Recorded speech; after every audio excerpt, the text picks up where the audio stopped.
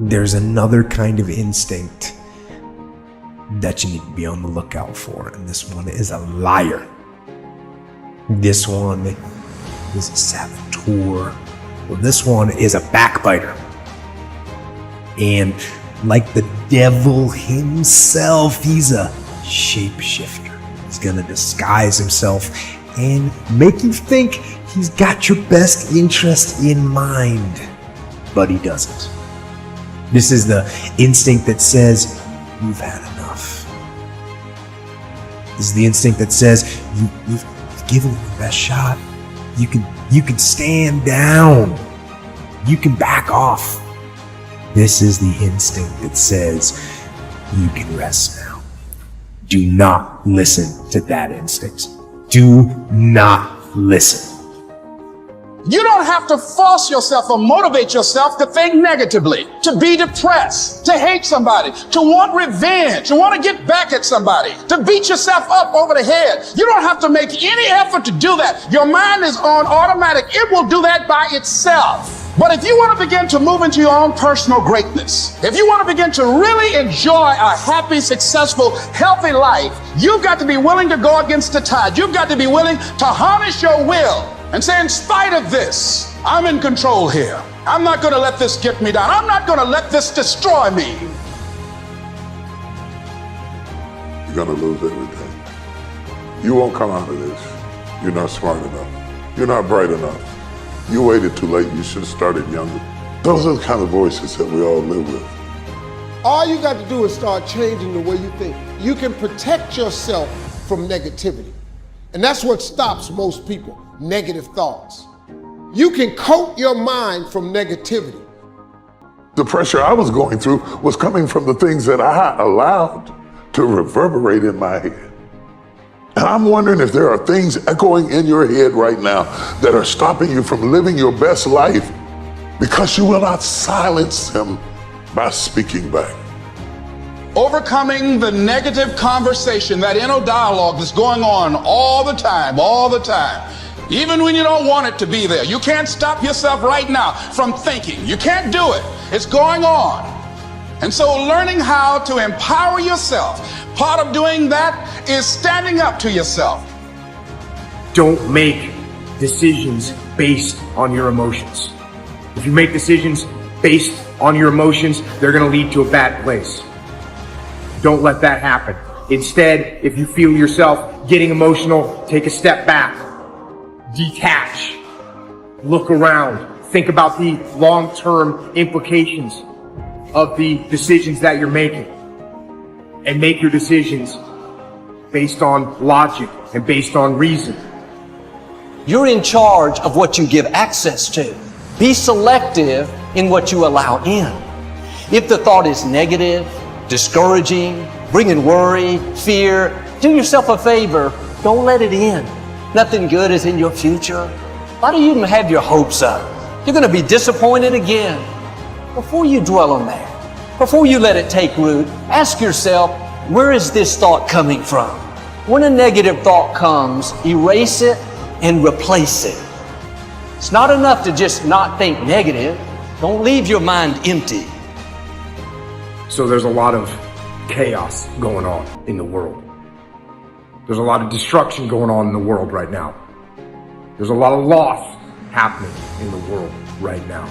And I've actually been through a lot of chaos, and I've been through a lot of destruction, and I've been through a lot of loss.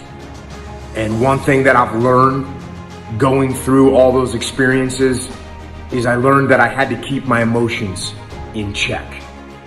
And that's the same thing I tell other people when they're going through trying times, is to keep your emotions in check. You know, I get tired sometimes. That's different from being negative, because I get mentally drained from my job at times. But to coat your mind from negativity, the way you can put a coating around your mind is with one simple thing: gratitude. Gratitude erases negativity.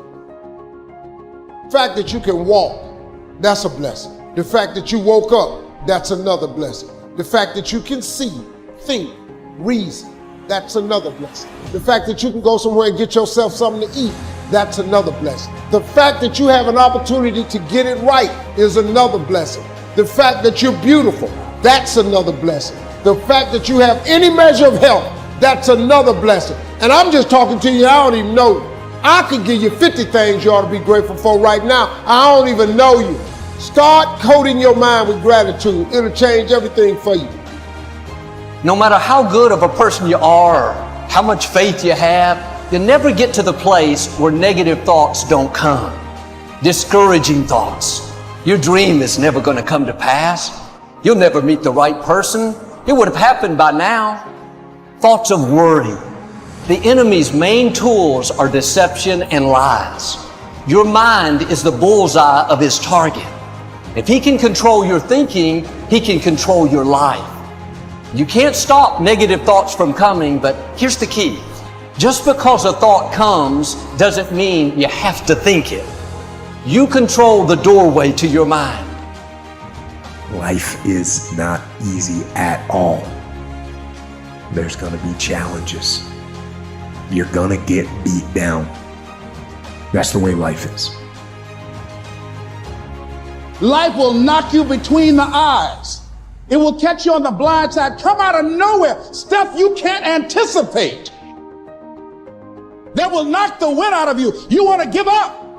You will not be challenged in your convenience. You will be challenged in your chaos. When you run out of money, when things don't work out for you, when things happen that you could not anticipate, what are the reasons that you can think of that can keep you strong? If you know the why for living, you can endure almost anyhow. And it doesn't matter how you get knocked down in life, because that's going to happen. All that matters is that you got to get up. You have to get up. Whatever experience you're having right now, it has not come to stay. It has come to pass. Sometimes you have to just back up and go within yourself and pray and meditate and recharge your batteries. Go away, clear your head, and then come back and look at it from a different vantage point. Don't operate while you're under the spell or the effect of what's going on. Don't allow your emotions to control you. We are emotional, but you want to begin to discipline your emotion. If you don't discipline and contain your emotions, they will use you. You don't have to force yourself or motivate yourself to think negatively, to be depressed, to beat yourself up over the head, to feel loaded with guilt. You don't have to make any effort to do that. Your mind is on automatic. It will do that by itself. But if you want to begin to move into your own personal greatness, you've got to be willing to go against the tide. You've got to be willing to harness your will and say, in spite of this, I'm in control here. I'm not going to let this get me down. I'm not going to let this destroy me. I'm coming back.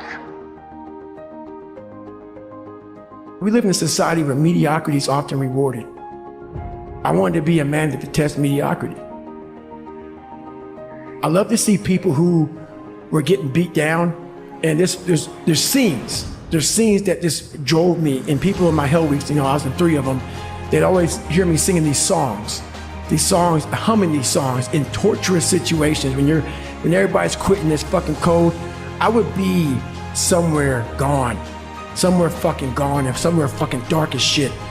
I love the fucking guy who just fucking fights.